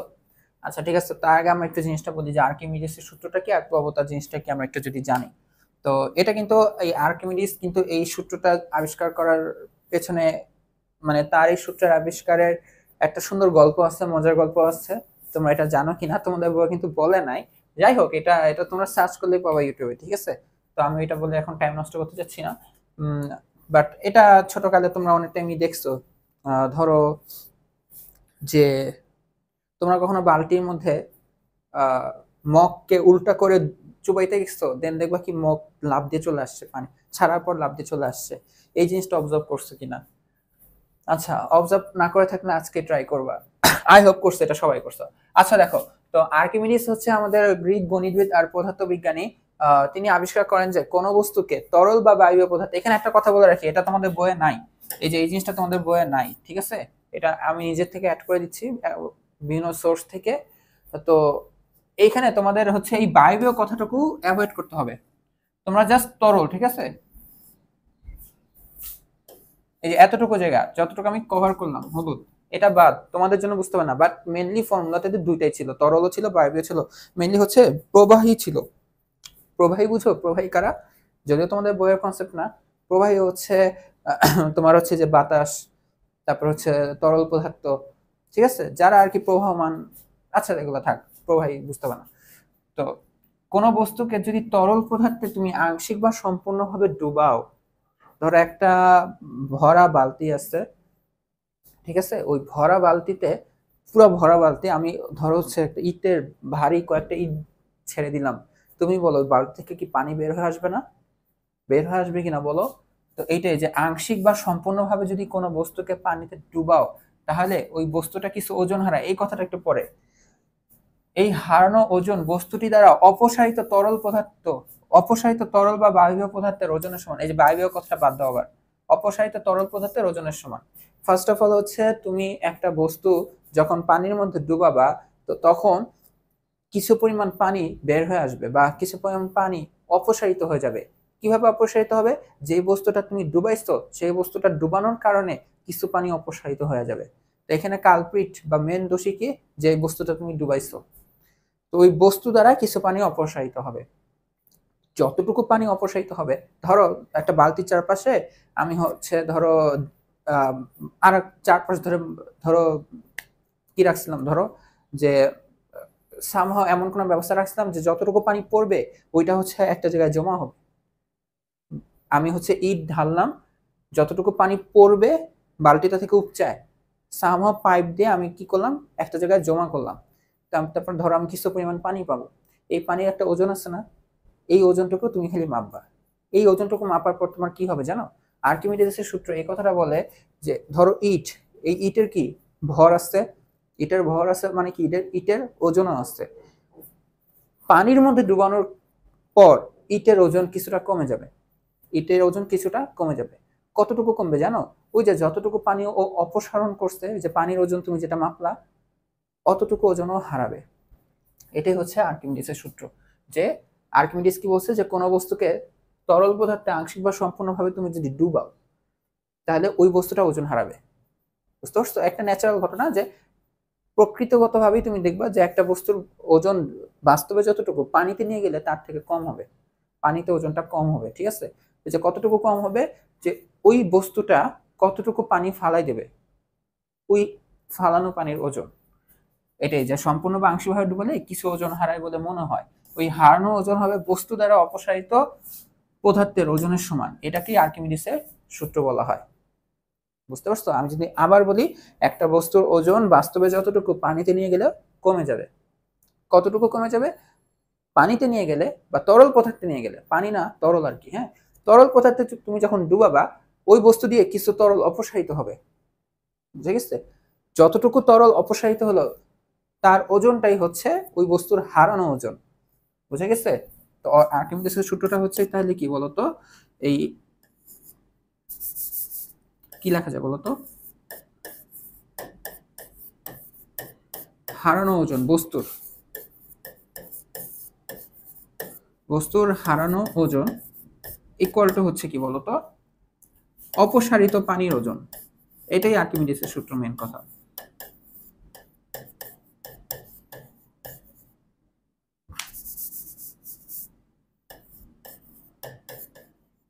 অপসারিত তরলের ওজন।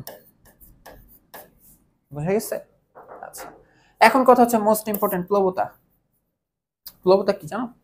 প্লবতা হচ্ছে ওই যে মাত্রই তোমাকে একটা কথা বললাম না, যে মগকে উল্টায় তুমি যখন বালতির মধ্যে ডুবাইতে যাবা, ছেড়ে দিবা, তারপর দেখবে কি মগ লাভ দিচ্ছে। এই জিনিসটা ছিল প্লবতা। প্লবতা হচ্ছে কি, একটা বস্তুকে তুমি যখন তরলে নিমজ্জিত করবা তখন মগ কেন উপরে লাভ দিচ্ছে, নিচের থেকে কেউ বল দিচ্ছে, কে বল দিচ্ছে? পানি বল দিচ্ছে। ওইটাই প্লবতা। যে নিমজ্জিত করলে, একটা বস্তুকে তরলে নিমজ্জিত করলে বস্তুর ওপর তরল কর্তৃক যে ঊর্ধ্বমুখী বল, উপরের দিকে যে বলটা কাজ করবে সেটাকে বলা হয়, সেটাকেই বোঝা হচ্ছে, মানে সেটাকেই প্লবতা বলে। প্লবতা বলতে কি বোঝায়? একটা বস্তুকে তরলে নিমজ্জিত করলে বস্তুর ওপর যে ঊর্ধ্বমুখী বল তরলটা প্রয়োগ করবে, তরল যে ঊর্ধ্বমুখী বলটা প্রয়োগ করবে সেটাই হচ্ছে মেইনলি হচ্ছে প্লবতা। তার মানে প্লবতা আসলে কি বলতো? প্লবতা হচ্ছে এক প্রকার বল। প্লবতা হচ্ছে কি বলতো? ঊর্ধ্বমুখী বল। ঊর্ধ্বমুখী বল। বুঝা গেছে? তরল কর্তৃক ঊর্ধ্বমুখী বল। ঠিক আছে? আচ্ছা, এখন তোমাদের আমি একটা অফ টপিক পড়াই। অফ টপিক বলতে যেটা এখন এটার সাথে কানেকশন নাই, তারপর দেখাই। তুমি আমাকে একটা কথা বলো, যে সাপোজ তোমার কাছে এখানে একটা বস্তু আছে, হ্যাঁ, এটা একটু দেখো কারণ আমাকে এখন আমার একটু পরে এখন লাগবে। তোমার কাছে এখানে এরকম একটা বস্তু আছে, এই বস্তুটাতে তুমি এই দিক থেকে ধরো টানতেছো হচ্ছে 15 নিউটন বলে, তুমি টানতেছো, আর তোমার আরেকটা ফ্রেন্ড এদিকে টানতেছে হচ্ছে 15 নিউটন বলে। বলতে পারো বস্তুটা কোন দিকে যাবে? দুজনই সমানভাবে টানলে বস্তুটা কিন্তু কোনো দিকেই যাবে না, কোনো দিকেই যাবে না। তো এই বস্তুটার উপর কত বল প্রযুক্ত হচ্ছে? তুমি দিচ্ছ 15 নিউটন, আরেকজন দিচ্ছে 15 নিউটন, বাট আলটিমেটলি ও কোথাও যাচ্ছে? বস্তুটার কি কোনো জায়গায় মুভমেন্ট হচ্ছে? হচ্ছে না। তো তো এইখানে তখন আমরা কি বলি জানো, এইখানে তখন আমরা বলি লব্ধি। এই কথাটাকে আমরা বলি লব্ধি।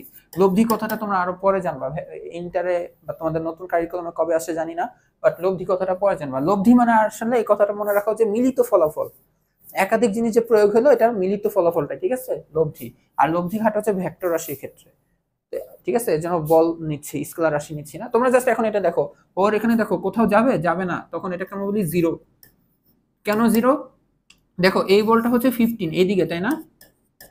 বাট এই বলটা তো উল্টা দিকে কাজ করছে। কোন দিকে কাজ করছে? উল্টা দিকে। উল্টা দিকে কাজ হলে তখন আমরা দেবো মাইনাস, ঠিক আছে। আচ্ছা আরেকটু ভালো করে বলি, লব্ধি মানে সবসময় হবে যোগ, এই যে এই 15 প্লাস আরেকটা বল হচ্ছে যে এটা, বাট এই বলটা হচ্ছে উল্টা দিক না, উল্টা দিক হলে এরকম হচ্ছে -15, উল্টা দিক হলে -15। তো এই যে প্লাস মাইনাসে মাইনাস হয়ে এরকম হয়, ঠিক আছে। আচ্ছা আবার দেখো, এই হচ্ছে একটা ঘটনা গেল। 2 নম্বর ঘটনাটা দেখো, যে ধরো একটা বস্তুকে একজন টানতেছে ভাবে 50 নিউটন বলে, এখন তোমার আরেকটা ফ্রেন্ড কি করতেছে, সে এইদিকে একই দিকে টানতেছে হচ্ছে 10 নিউটন বলে। বলতে পারো এখন এই বস্তুটার উপর কত বল প্রযুক্ত হচ্ছে? দুইটা বল যখন একই দিক তখন কি হয়, ও তো ওই দিকে ডেফিনেটলি যাবে, ডেফিনেটলি যাবে। তো এই ঘটনাটাকে আমরা তখন আবার বলি লব্ধি। লব্ধি কি আসবে, ধরো তুমি যে এই বলটা 15 যোগ 15 নিলা, প্লাস 10 কোন দিকে অ্যাপ্লাই হচ্ছে? ওই দিকে না, একই দিকে যখন অ্যাপ্লাই হবে তখন চিহ্ন প্লাসই হবে, তখন চিহ্ন কি হবে? প্লাসই হবে। বিপরীত দিকে দেখো, এটা 15, বিপরীত দিকে দেখে মাইনাস আছে, সব প্লাস, দেখো যে প্লাস, সব কিছু তো প্লাস, বাট এই -15 কেন হচ্ছে এখানে আবার? বিপরীত দিক। আর এখানে +10 কেন হয়েছে? কারণ একই দিকে। তো এটা কত আসবে বলো তো? 25 নিউটন, ঠিক আছে। এটা ছিল হচ্ছে কেস 2। এখন দেখো আমি যদি তোমাকে বলি কেস 3টা দেখো একটু। কেস 3টা হচ্ছে, ধরো এখন তুমি টানতেছো এদিকে 15 নিউটনে, বাট তোমার ফ্রেন্ড এইদিকে টানতেছে এখন 10 নিউটনে। বলতে পারো এখন লব্ধিটা কত হবে, মানে ও এখন কোন দিকে যাবে? ও কি এখন স্থির থাকবে? বলো তো, ও কি স্থির থাকবে? একজন 15 আর একজনের যদি 15তে টানতো তাহলে স্থির থাকতো, বাট এখন বেশির ইচ্ছে কে? 15, মানে তুমি, তোমার দিকে চলে যাবে না? ও যে বেশি দিবে তার দিকে তো যাবে। লব্ধি এখন কি হবে, ধরো তুমি এটাকে 15 লিখলা, প্লাস এখন এই বলটা লিখতে হবে, বাট এই বলটা উল্টা দিকে কাজ করতেছে। উল্টা দিকে কাজ করতেছে দেখে যে -10, সবসময় যেটা উল্টো দিকে কাজ করবে সেখানে এখানে মাইনাস দিতে হবে ভেক্টর রাশির ক্ষেত্রে। যদি তোমার এখন ওগুলো না বুঝলে চলবে, খালি একটুকু দেখো, ঠিক আছে, এই হিসাবটুকু দেখো। তাই এটা দেখো 15 প্লাস -10, তাহলে কত আসছে? 5। এই দেখো তোমার ফাইনাল রেজাল্টটা কি আসছে? 5। আর এটা কি প্লাস না? তুমি প্লাস কোনটাকে ধরছিলা? 15 কে, তার মানে এই দিকে যাবে 5 নিউটনে। বুঝে গেছে?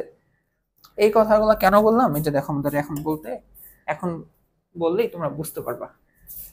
আচ্ছা, তো তুমি এবার কি করলা, একটা তরলে এরকম সিলিন্ডার ডুবাইলা। তরলে কি করলা? সিলিন্ডার ডুবাইলা। সব দেখা যায় কিনা? হ্যাঁ, তরলের মধ্যে কি করলা, এরকম একটা সিলিন্ডার ডুবাইলা। বুঝতে পারছো? তো এইখানে দেখো দুইটা ক্ষেত্রফল আছে। এই সিলিন্ডার, যেহেতু তুমি সিলিন্ডার না, যে কোনো শেপ হইতে পারে, ধরো একটা ঘনবস্তু, আমাদের স্কুল ম্যাথমেটিক্স বইও হইতে পারে, যে কোনো একটা বস্তু তুমি ডুবাচ্ছ, ঠিক আছে।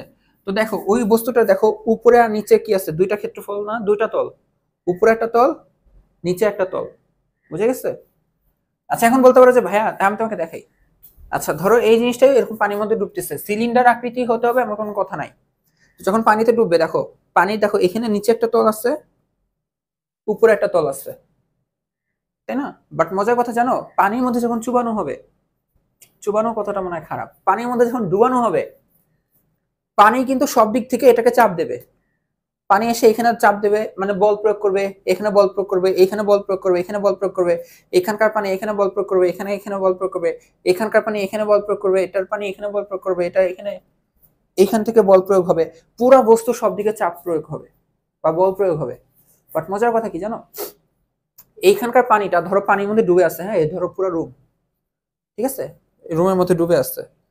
আচ্ছা, এইখানকার যে পানি এখানে যে যতটুকু বল দেবে, ঠিক এইখানকার ঠিক অপোজিট বিপরীত দিকের পানি এখানে অতটুকুই বল দেবে। অর্থাৎ এই পানি যতটুকু বল দিল, এই পানিও ঠিক ততটুকুই বল দেবে। আর আমরা মাত্র দেখলাম যে দুই দিকে যদি সমান সমান বল হয়, অর্থাৎ দেখো এই বলটা এইদিকে কাজ করতেছে আর এই বলটা এইদিকে কাজ করতেছে, আর দুইটা বল যদি সমান বল হয় বিপরীত দিকে, লব্ধি শূন্য, ওই বল বাদ। বুঝে গেছে? ওই বল বাদ। তাহলে এই বস্তুটা যখন পানির মধ্যে ডুবছে, ধরো কোনো পানি এটা এখানে বল দিচ্ছে যতটুকু, ঠিক এইখানকার পানি ওইখানে ততটুকু বল প্রয়োগ দিচ্ছে অপোজিট দিকে। এই জন্য এই দুটা বল বাদ, এই বল মানে এই পাশের সম্পূর্ণ বল আর এই পাশের সম্পূর্ণ বল বাদ, এই পাশের বল আবার এই পাশের সম্পূর্ণ বল বাদ। বুঝে গেছে?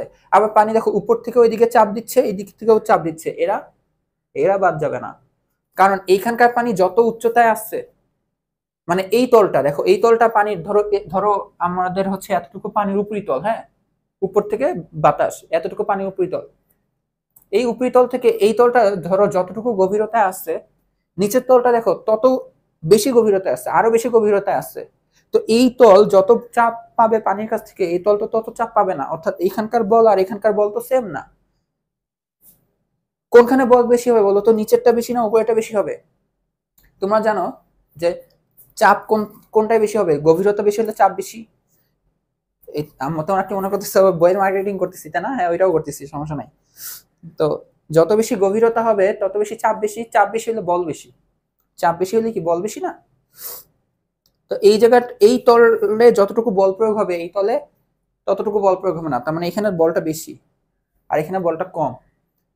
তো যার বলটা বেশি হয়, যেই দিকে বলটা বেশি হয়, অর্থাৎ নিচে দেখো পানি এদিকেও যত বল দিচ্ছে এদিকেও বল দিচ্ছে, বাট এই বলটা আমার বেশি, যেদিকে বেশি হয় দেখো, যেদিকে দেখো এটা 15 আর এদিকে 10, যেটা বেশি হয় সেই দিকে কি হয়, ওটা চলে যায় না। এই কারণে একটা বস্তুকে পানিতে ডুবাইলে এই বল আর এই বলের তুলনায় এই বলটা যেহেতু বেশি, উপরের দিকে চলে যাবে, ঊর্ধ্বমুখী বল কাজ করবে। আলটিমেটলি তুমি দেখবে একটা বস্তুকে ডুবাইলে উপরের দিকে চলে আসতেছে। কেন? প্লবতার কারণে। বুঝে গেছে? হ্যাঁ, তুমি এখন বলো না যে ভাইয়া যে একটা ইট ডুবাইলাম ওইটা তো ডুবে চলে গেছিল, ওইটা আলাদা কথা, আসতেছি পরে, সমস্যা নাই। বাট আগে বুঝো, এরকম একটা বস্তু ডুবাইলে তার উপরের দিকে একটা বল কাজ করে, ঠিক আছে? তো এখন তাহলে আমাদের এই সাইড, আবার বলি, আমাদের এই চারপাশের ঘটনাগুলো বাদ। ধরো ওই যে এই যে এই পাশে, হ্যাঁ, এই পাশে এই পানি চাপ দিচ্ছে, মানে বল দিচ্ছে।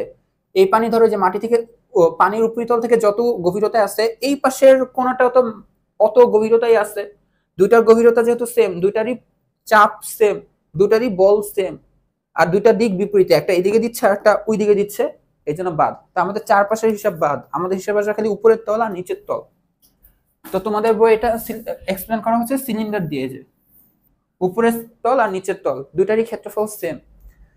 তো এখন দেখো এইটা দেখো চিন্তা করতেছে, এই যে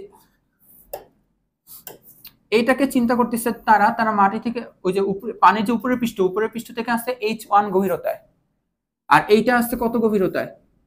H2 গভীরতা, একটা H2 আর একটা H1। তাহলে টোটাল সিলিন্ডারের উচ্চতা কতটুকু? এই H2 থেকে H1 বিয়োগ দিলেই H আপাতত লাগবে না, পরে H2 আর H1 থেকে বিয়োগ দিলেই H। তাও একটু লিখে রাখি যে সিলিন্ডারের উচ্চতা, হ্যাঁ, তো H2 আর H1 মানে নিচের তল যত গভীরতা আছে আর উপরের তল যত গভীরতা আছে, দুইটা বিয়োগটাই হচ্ছে সিলিন্ডারের উচ্চতা, এটা খালি জেনে রাখো। তো এখন তোমাকে তো মাত্রই বললাম যে দেখো এই যে এই তলে পানি যতটুকু বল দিচ্ছে, কত বল দিচ্ছে? F বল দিচ্ছে, কথা কথা দিলাম F1।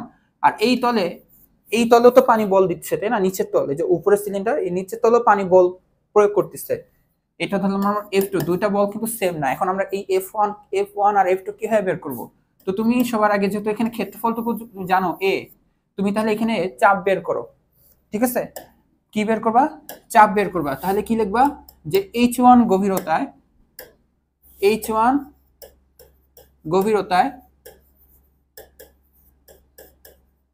চাপ, কার চাপ? তরল পদার্থ কত চাপ দিচ্ছে সেটা হবে P1, সেটা হবে H রো, মানে H1 রো জি, H1 রো জি, ঠিক আছে?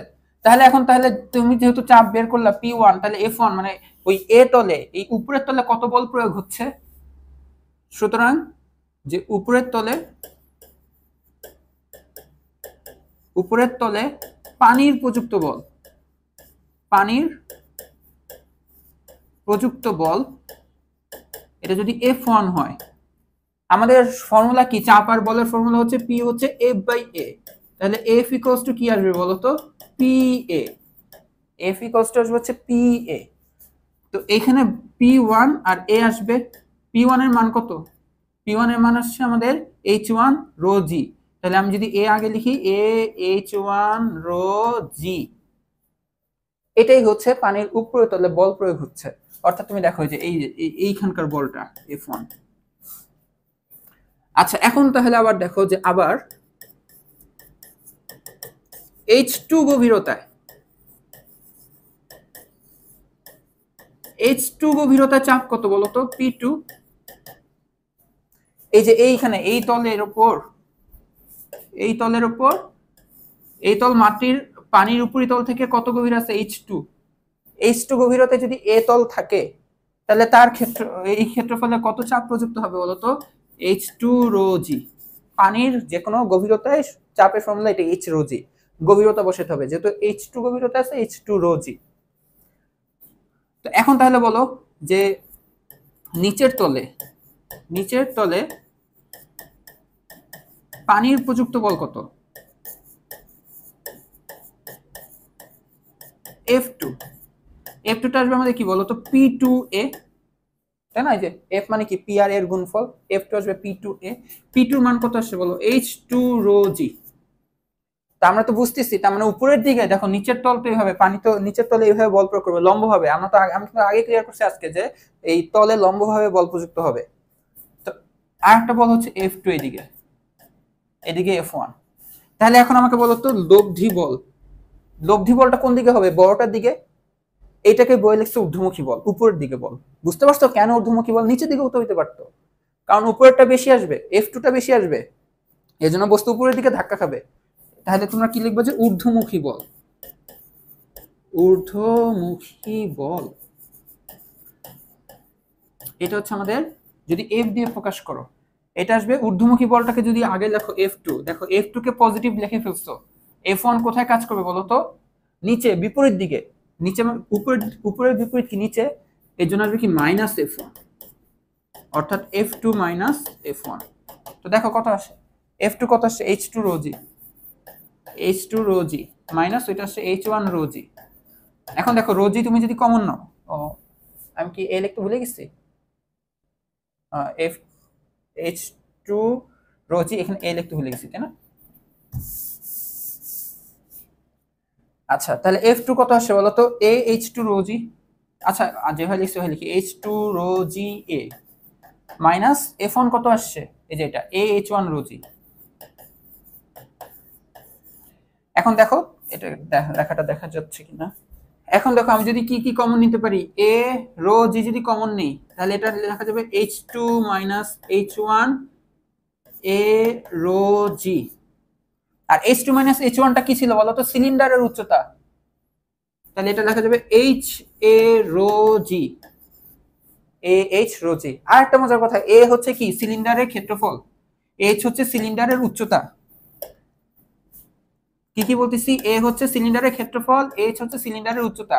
কোন কিছুর ক্ষেত্রফল আর ওই বস্তুর উচ্চতা তুমি যদি গুণ করো তাহলে তুমি পাও হচ্ছে বস্তুর আয়তন। তাহলে এইচ এর রোজি কি তুমি কি লিখতে পারো? ভি রোজি। কি লিখতে পারো? এই যে এই দুটো জিনিসকে একসাথে তুমি লিখতে পারো ভি রো জি। দেখো লেখাটা দেখা যায় কিনা। এই যে এখন দেখো, এটাকে কি লিখতে পারো? ভি রো জি। এইটাই আমাদের প্লবতা। বুঝতে পারছো? আমাদের প্লবতা হচ্ছে কি আসে? আমাদের প্লবতা ছিল ঊর্ধ্বমুখী বল। দেখো প্লবতার ফর্মুলা, প্লবতা বা ঊর্ধ্বমুখী বল,